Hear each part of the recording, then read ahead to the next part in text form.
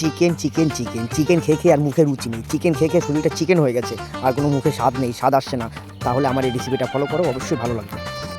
Hello বন্ধুরা, আজকে আমরা রান্না করতে চলেছি দেশি চিকেনের পাপড়ি। দেশি চিকেনের পাপড়ি খেতে খুবই সুন্দর হয়, দেখতে থাকো কী করে রান্না করো। তেলটা দেখো গরম হয়ে গেছে, ধোয়া উঠছে তেল থেকে। তো এখন করবো কি, আলু ভাজতে হলে একটু লবণ দিতে হবে, 1 চিমটি লবণ। 1 চিমটি লবণ এই জন্য দিতে হবে, এই দেশি চিকেনের পাপড়ি একবার যে খাবে সে প্রত্যেকদিন বলবে আমাকে দেশি চিকেনের পাপড়ি রান্না করে দিতে হবে, এত টেস্ট। তো তেল গরম হয়ে গেছে, লবণ দেওয়া হয়ে গেছে, এখন আলুগুলো দেবো। দেশি চিকেনের পাপড়ি করতে হলে আলুটা সুন্দরভাবে ভাজতে হবে প্রথম। দেখো বন্ধুরা, অলরেডি আলুও ভাজা হয়ে গেছে, সুন্দরভাবে ভাজা হয়ে গেছে আলু। তো আমি এখন আলুগুলোকে নামিয়ে নেব। মাংস কম হচ্ছে, একটা দেশি মুরগির মাংস, দেশি মুরগি বেশি বড় হয় না, তো মাংস কম হচ্ছে। একটাই মুরগি ছিল আমাদের নিজের হাতে পালা মুরগি, তো ওর জন্য আলুটা একটু বেশি দিয়েছে।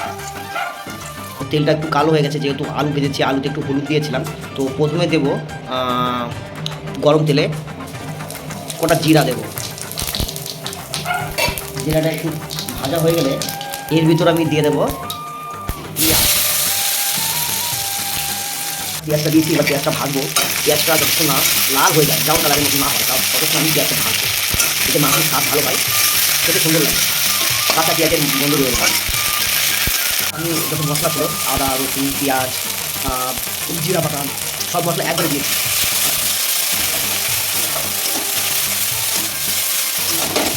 কারণ অনেকে কী করে, অনেকে আলাদা আলাদা করে দেয়, কিন্তু কোনো লাভ নেই। মশলাটা একসঙ্গে দিলে একই ব্যাপার, আলাদা আলাদা করে দিও একই ব্যাপার।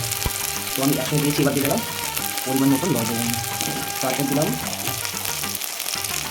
হাফ চামচ হলদি পাউডার।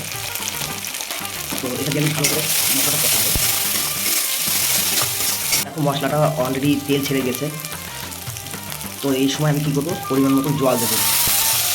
কেন জল দিলাম মশলাতে, শুধু তেলে কখনো মশলা মানে কষানো হয় না, কাঁচা গন্ধ থাকে। এখন আমি যখন জল দিয়েছি, এই জল দিয়ে ওভেনের আগুনটা বাড়িয়ে দেবো।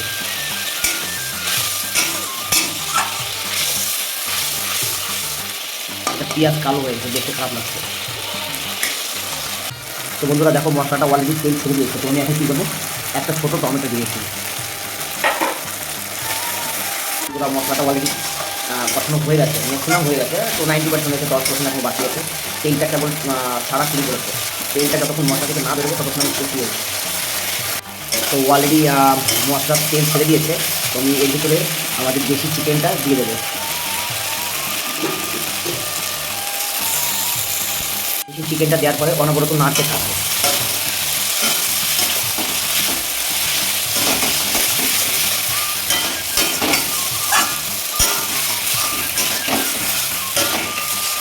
আমার মনে হচ্ছে চিকেনে একটু হলুদ কম আছে, তো একটু হালকা হলুদ দেবো।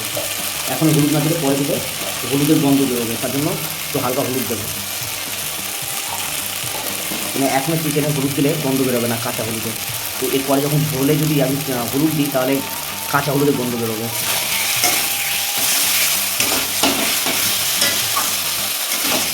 তো বন্ধুরা, চিকেনটা অনেকটা কষানো হয়ে গেছে। এখন আমি দেবো আলু দিয়ে, যে ভাজা আলুটা ছিল ওটা দিয়ে দিলাম। কেন দিলাম, এই মশলা যখন আমি কষাবো এখন চিকেন, তো আলুটার ভিতরে সুন্দরভাবে মশলা চলে যাবে, মশলার ফ্লেভারটা সুন্দর লাগবে আলুর ভিতরে। তো আমি আলু দিয়ে এখন আরেকটু কষাবো, আর 2 থেকে 3 মিনিট কষাবো। তো আজকে আমাদের তৈরি হচ্ছে দেশি চিকেনের পাপড়ি। এই রেসিপিটার নাম হচ্ছে পাপড়ি চিকেন। তো আমি দেশি মুরগির মাংস দিয়ে করছি, ওর জন্য নাম দিয়েছি দেশি চিকেনের পাপড়ি। বন্ধুরা, এই দেশি চিকেনের পাপড়ি অলরেডি কষানো হয়ে গেছে, আর 1-2 মিনিট লাগবে। কেননা এই দেশি চিকেনের পাপড়ি করতে গেলে এই গ্রেভি কম দিতে হয়, জলটা একটু কম দিতে হয়। এইটা শুকনো শুকনো থাকবে, আর ঝোলটা কম দিয়ে বানাতে হয়। চিকেন অলরেডি কষানো হয়ে গেছে, তো এখন আমি জল দেবো। গরম জল দিলে সবথেকে ভালো হয়। বন্ধুরা, অলরেডি চিকেনটা হয়ে গেছে। আমি হালকা একটু গরম মশলা দেবো, হালকা একটু গরম মশলা দিয়ে গরম মশলা পাউডার দিয়ে নামাবো। হালকা, আমি আগেরবার দিয়েছি হালকা, কেন আমার গরম মশলা ভালো লাগে না। যাদের ভালো লাগে তারা বেশি করে দেবে, অসুবিধা নেই। তো গরম মশলা দিয়ে বেশিক্ষণ রাখতে নেই, গরম মশলা দেওয়ার পরে নামিয়ে দিতে পারে। তো আজকে আমার দেশি চিকেনের পাপড়ি রেডি হয়ে গেছে। দেখো কত সুন্দর হয়েছে কালারটা, আর আশা করি খেতেও খুব ভালো হবে। আমি একটু ঝোলটা চেক করে দেখেছি, খুব সুন্দর হয়েছে। তো বন্ধুরা, দেশি চিকেনের পাপড়ি রেডি হয়ে গেছে, দেখো কেমন হয়েছে। তো বন্ধুরা, আবার দেখা হবে অন্য একটা ভালো রেসিপির সঙ্গে। তো ভিডিওটা ভালো লাগলে লাইক করো, সাবস্ক্রাইব করো, শেয়ার করো। ভালো থেকো সবাই, আজকে এই পর্যন্ত।